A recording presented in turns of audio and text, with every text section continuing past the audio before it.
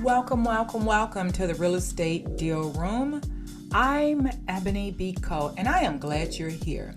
This podcast is for real estate investors, realtors who want to understand how deals actually get done, how they are created and structured, not just how they look on paper, but how they're going to get done. Each episode, I break things down into simple and practical ways.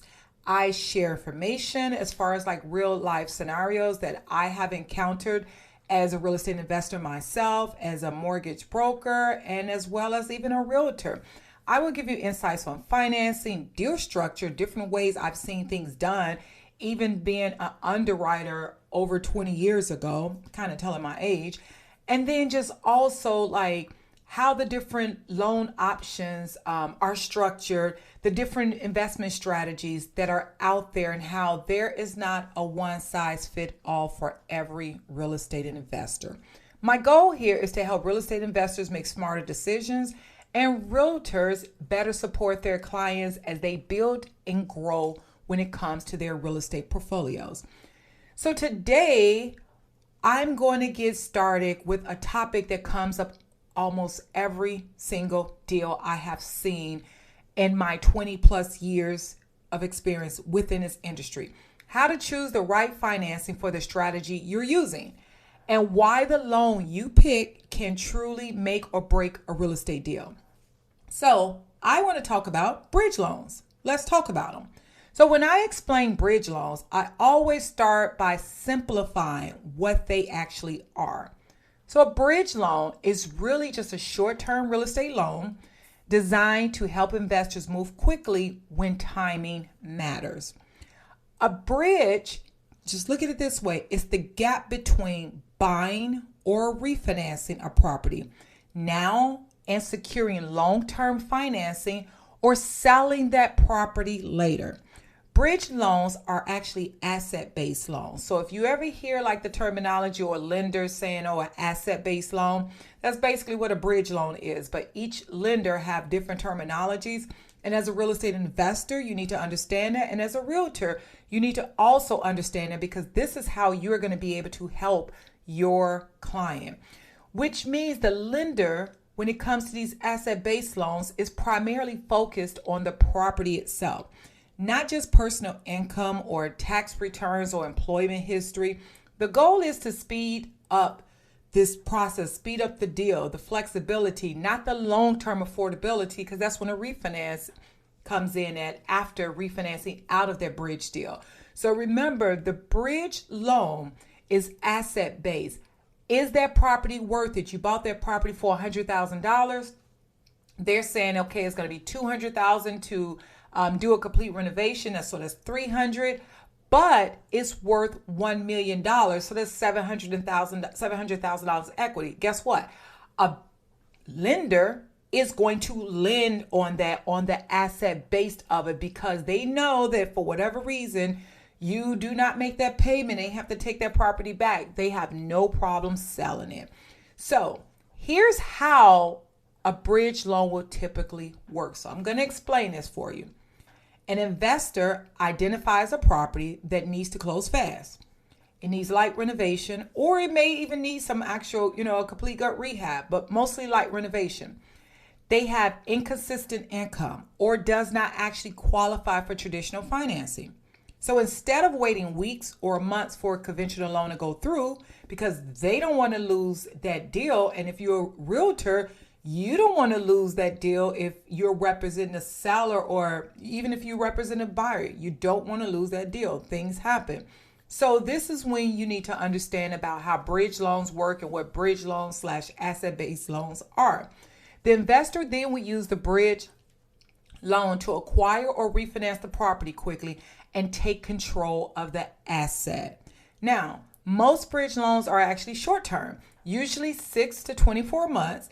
They are often structured with interest-only payments, which keeps the monthly payment low. So this gives the investor the opportunity for them to, rehab the property and stabilize the property. And sometimes stabilizing the property might be to put tenants up in there. And that's where you as the realtor needs to really understand how the bridge loans work, because now that's another opportunity for you to put tenants in there for them and continue to build that relationship. Now that's another opportunity for you to potentially resell that potential asset that they had just rehabbed because they stabilized the property. Now the loan amounts are actually typically based on the current value of the property or the future value after improvements. So remember, they purchased this property for $100,000. They putting in $200,000 worth of renovation. Is worth $1 million. That's $700,000 worth of equity. Now, a lender is not going to give all of that, but the lender knows that the loan to value is going to be extremely low. So the reality is that owner is going to be able to get the money they need to go ahead and renovate the property, to refi out of it, or turn around to, flip it, however they want to do with this particular deal. So it's really important for both parties to understand how the bridge loans work. Now, the bridge loans are also commonly used for fast acquisitions, especially when you have competitive markets like here and even in Chicago, where I am at. So you have the fix and flips or the light renovation projects. Then you have the properties with vacancies or inconsistent rental income. Recently purchased properties that actually, need seasoning or reposition of the assets before the refinancing. And so when I say need seasoning, because again, depending upon the lender or, they want the property to be seasoned, meaning you have to have held it for 6 months or held it for a year. But that's a requirement. It depends. That's why it's important to work with people who understands what brokers you're going to, or mortgage bankers you're going to, or lenders you're going to, because if they don't understand this, that can kill the deal for you as a real estate investor, and it can also kill the deal for you as a realtor. Now, what really makes a bridge loan a really powerful exit strategy is the fact that a bridge loan is never meant to be the final loan. It's not the final loan. Before the loan actually closes, the investor should already know how they plan to exit. And some of that part of their exit strategy might be the realtor. And that's why the realtor should know how a bridge loan actually works. That exit might be selling the property after improvements, refinancing into a DSCR loan once the income is documented, or rolling the property into a long-term portfolio loan. And again, in a case like that, whereas you're, refinancing into a DSCR loan, or you're rolling it into a long-term portfolio loan, that's when you should make sure you have a good mortgage broker, a good loan officer, a good mortgage strategist. And yes, I would love to say me, but the reality is anyone who's good at their craft, because everybody does not specialize in, working with bridge loans or real estate investment properties, or even working with real estate investors. So it's very much important to understand that who you bring on your team, they are very professional, proficient, and knowledgeable in that particular niche that you are focusing on. So like, for an example, an investor honestly may use a bridge loan to purchase a property, right? They complete the renovation, they have their realtor lease it up, and then they decide, okay, I want to go ahead and refinance it into a DSCR loan, based upon the property's cash flow that's coming in or their personal income. Now, the bridge loan gives them the time. Keep in mind, the bridge loan is going to give them the time to control what's needed to execute that plan, that exit strategy plan, without losing the deal, especially if you know it's a good deal. If you know it's a property that has equity in there, but you want to get this done right now and you need the renovation funds for it, a bridge loan can work very well, especially if you don't have the verifiable income right away, or maybe you're someone who's self-employed and your income is all over the place. It's definitely good, for you, and that's one of the reasons that you would also, refinance into a DSCR loan. One of the most important things to understand is that the bridge loan solves timing and strategy problems. It doesn't solve credit problems. They are tools actually used by investors who understand their deal when their market and how their market is, how whatever market that they're in or they're trying to invest in, they need to understand it. Let's say they don't understand it, but their realtor that they're working with needs to understand that market. No, as their realtor, no, you can't tell them where to buy, but understand what's a good deal if you're trying to make this a long-term investor, client, or buyer of yours. So it's very, very important to even understand that. Now, when it comes to like the tools that's used by the investor who understands their deal, like I said, it's the market, the exit strategy. They need to know all of this before that deal is ever even funded. If they're going to sell, they're going to refi, if they're going to put tenants in there.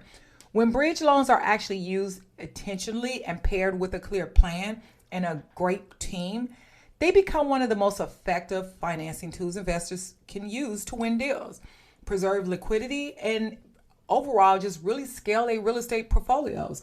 And if you're a great realtor and you're on their team, guess what? Your real estate portfolio closing ratio is going to expand too. So one of the real takeaways from this episode that I really, really need you to have is the loan that you choose matters just as much as the deal itself. That is important. So remember what I said. The loan you choose matters just as much as the deal itself. Do not go out there picking up deals that you don't understand the market or the value or what your exit strategy is. If you do not understand that, do not waste your time either trying to flip or do not waste your time trying to do a bridge loan, because a bridge loan interest rate is going to be much higher because the lender is giving you so much money to buy and renovate that property.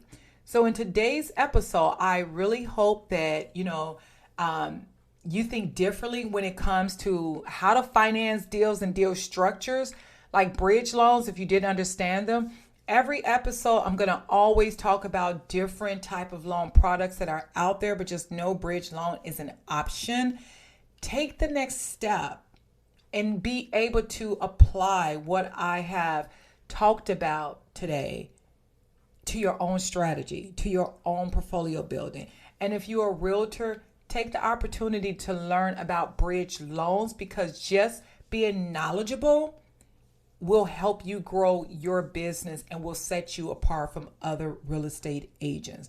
So whether you're working with an investor or on a time-sensitive acquisition or realtor supporting your clients who are building their portfolios, the right financing choice can determine whether a deal closes or a deal fall apart. So if you would like help structuring a bridge loan or planning a refinance into a DSCR loan, or choosing just overall the right financing for your investment strategy, or simply have questions, whether you're a realtor or a real estate investor, let's talk before that offer is written, because this is what I love to do. I'm Ebony Biko, your senior loan officer and mortgage strategist with over 25 years experience within the real estate and investing industry. You can always send me a message, and if you have any questions, please send those questions, and you will find my website in the description. But for those that are listening, I'll give it to you now, and that's www.homeloansnetwork.com. And then make sure you follow the Real Estate Deal Room on LinkedIn for Ebony Biko.